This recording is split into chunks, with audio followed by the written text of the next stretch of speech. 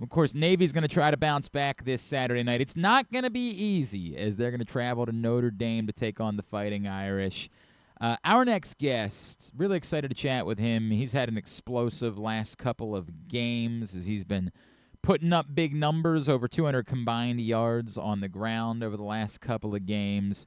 He is senior Navy Snipe Brandon Chatman, and he is with us now here on GCR. Brandon, it's Glenn. It's great to meet you, man. Thank you for taking the time for us.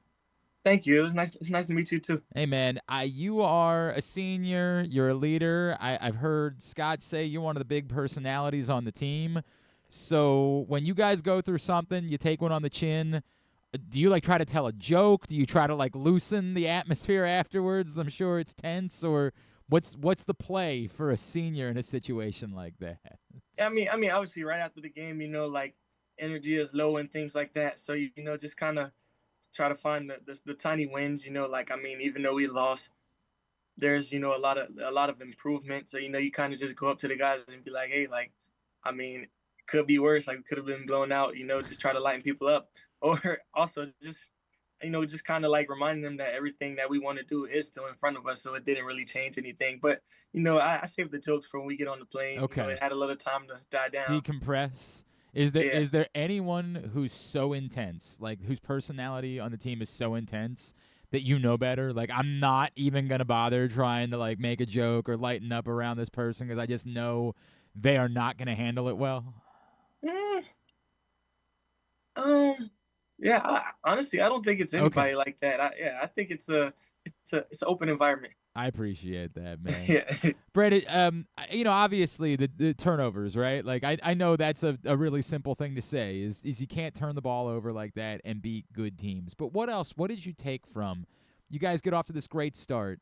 What did you take from it? How are you guys going to be better moving forward from what you learned in the loss at North Texas? Well, I mean, I feel like it did solidify one thing, and the only thing that really stopped us in that game was us. Like we moved the ball. If you sit there and watch the whole game, we moved the ball turnover, we moved the ball penalty. So it's like those little things, and we already knew that we had that in a couple games before, and we got away with it. And North Texas was a team that made us pay for it. So you know, they kept beating the dead horse, and they're like, yeah, like we can't make these mistakes, we can't make these mistakes, and then it kept going to the point where it's like, all right, life had to teach us a lesson, and Hmm. now we actually learned the lesson. So I think moving forward is just kind of focusing on those little details and just kind of just locking in, not jumping off sides and things like that. That's going to be the difference in these next couple games. Well, I was gonna say, what has the atmosphere been like the last couple of days? Since again, obviously that's disappointing, but how have the guys responded to the younger players in practice this week? Have you sensed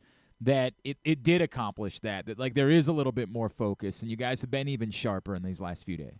Yeah, I mean, I definitely think everybody felt it. Like even in the weight room yesterday, Coach Gritzy, he was like, yeah, like everybody's like came into work, but I can feel like the energy, and everybody's like 10% of their mind is still thinking about Saturday and things like that. So I think that's a good balance where it's like it's on your mind and you're thinking like, yeah, we don't want to feel that feeling again, because I mean we won 10 games in a row. You almost forget how it feels to lose, but it's Hmm. it's real, and that's something that we don't want to feel. So I feel like even the coaches, they're not like getting on us like getting on us and like kind of acting like out of character. They're just kind of like harping on those little things, and everybody's coming in ready to work, locked in. And I feel like the atmosphere is just is. I feel like people are ready to go. Yeah, I love it. Brandon Chatman from Navy is with us here on GCR. Brandon, I mentioned that you've had a couple of big weeks. That included, obviously, that 141-yard effort on the ground against Florida Atlantic. You've been a part of this offense now for 3 years, but this determined sort of way to try to find more opportunities to get you the ball, what has it meant for you this season? And maybe you don't even care about a 100-yard game. Maybe that's not your thing, but I got to imagine it still feels pretty freaking good in the moment to be having a day like that.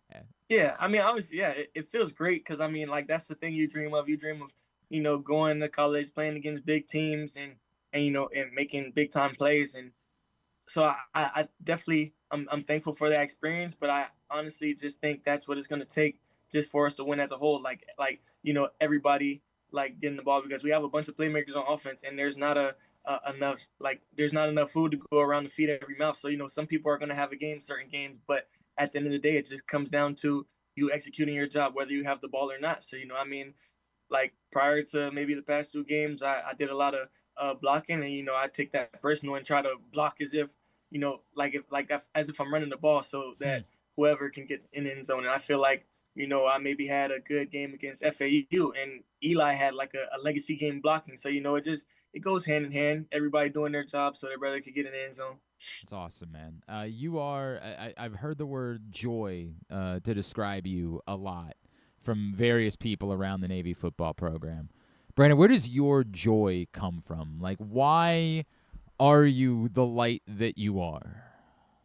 I mean, honestly, it's just I mean, as from a football aspect, it's just the love for the game. It's a game that I love to be around, and like the guys are great people and stuff like that. And then just like at a young age, like I feel like things weren't always the best, and at times I let things bring me down. But just kind of experience the people that I ran to, and even my family, just trying to instill into me just to like always be positive and make it through the little things. Like I was always told, don't spend more than 5 minutes on something that won't matter in 5 years, and I Hmm. genuinely feel like that's real. Like if something goes wrong, it's always going to come to an end.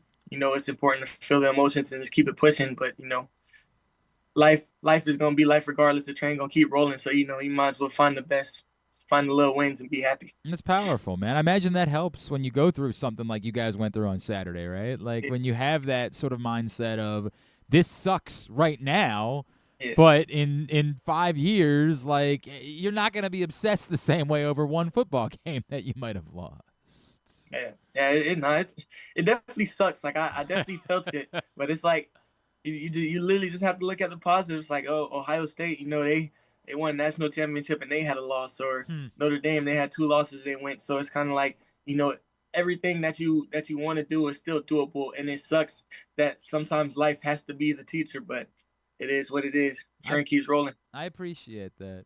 Brandon, you mentioned Notre Dame. Obviously, that's where you guys are headed on Saturday night. What, as a senior, have you allowed yourself now to like soak up this? I know winning is the part that matters, but have you allowed yourself the opportunity to like kind of stop and smell the roses a little bit this year going through these things? Like this is the last time you're going to go to South Bend and play Notre Dame.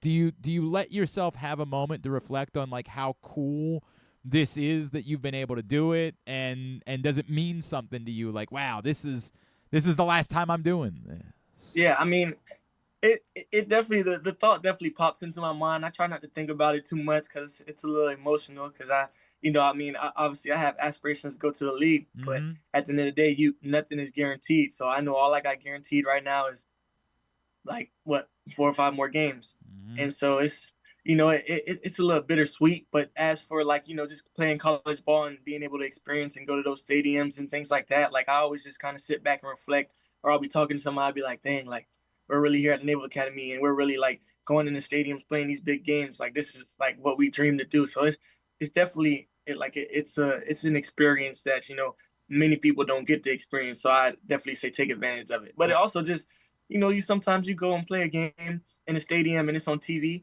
and then like hours later you're just kind of like back in your room chilling, and you're like, dang, like that really happened. Like it almost doesn't feel real, or almost doesn't feel like it happened. So it's almost like a fever dream, but yeah, it's definitely a blessing. I can respect that. That like out of body experience. Like this is just what you did in those 5 minutes. Like if there's millions of people watching. Like this is NBC on a Saturday night. This is Yeah, gonna be a big game. And you're just like, yeah, that was just what I was doing at at 7 o'clock. exactly. Like I respect that entirely.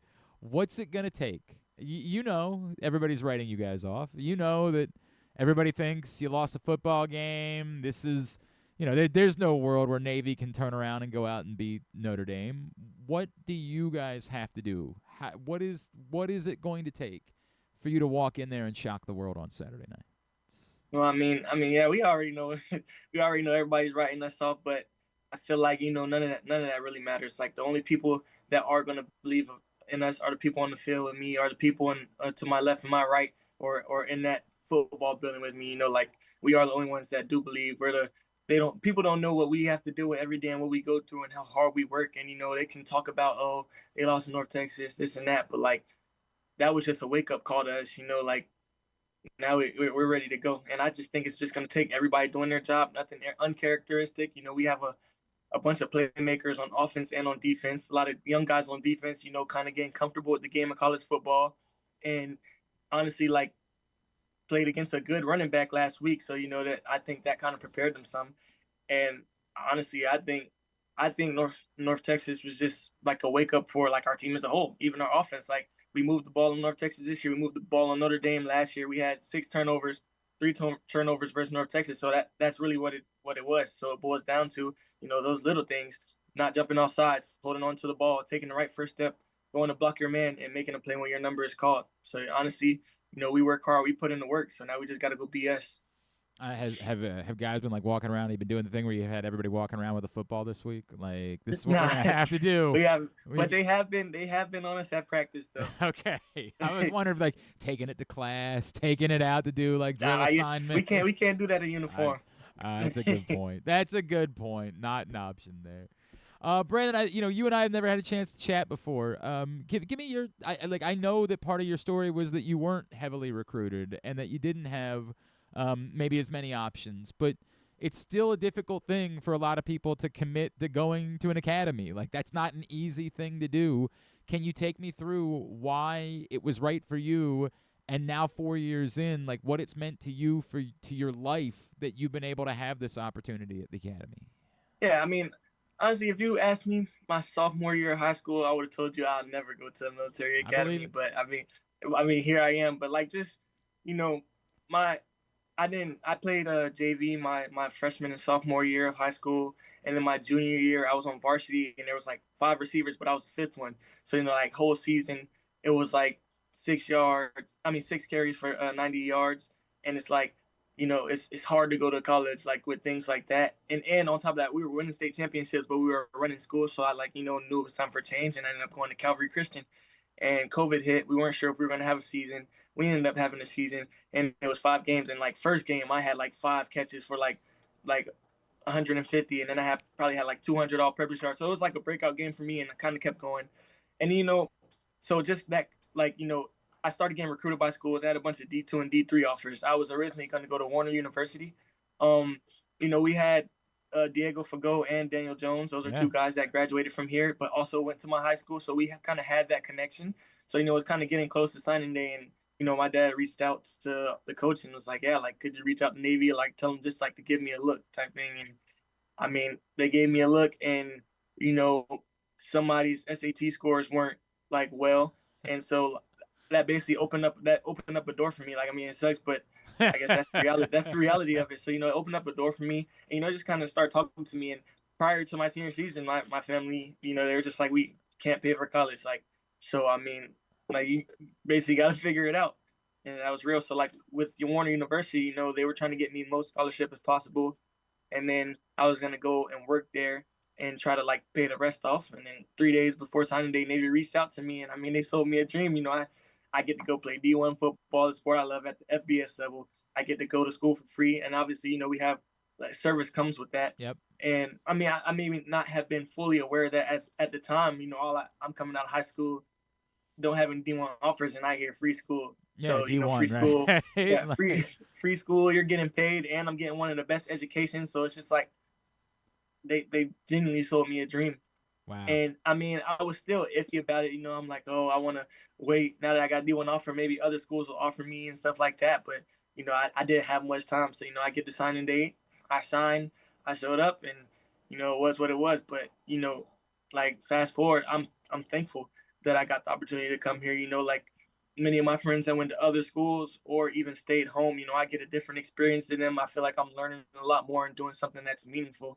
And you always see it when you go back home, like things are the same, things don't change, and then you see how much growth you've had. So I feel like I learned a lot of leadership skills, met some great people, and I definitely learned things that are valuable for my future.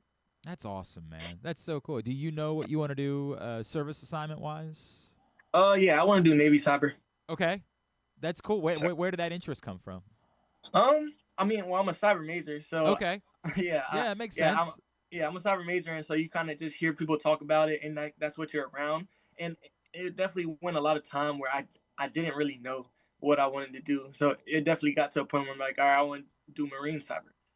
And so I was going just doing all the things I needed to do marine cyber, and then close to service selection where we had to put our excuse. I mean, not our excuses, but close to service selection where we had to put our selections in. Mm-hmm. Uh, I met a captain in the Navy, and she was a cyber officer, and she just kind of talked to me about it and told me things, and it sounded interesting to me, so it kind of changed my mind. That's cool, And so I man. was like, all right, I want to do Navy cyber, but I put Marine cyber second, so we'll see how that goes. Man, I so appreciate and respect what it is that you're doing, dude. That is awesome, and Thank you.